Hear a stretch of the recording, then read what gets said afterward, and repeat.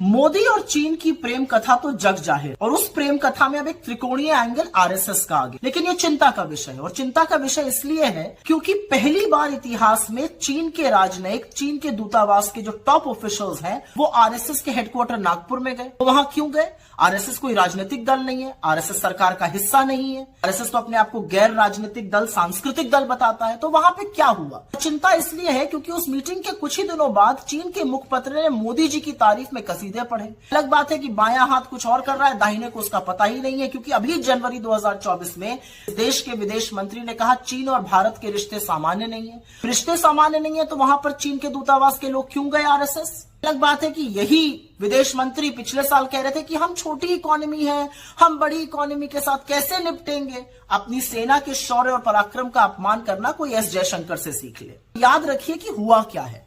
मई 2020 के बीच में घुसपैठ कर रहा था।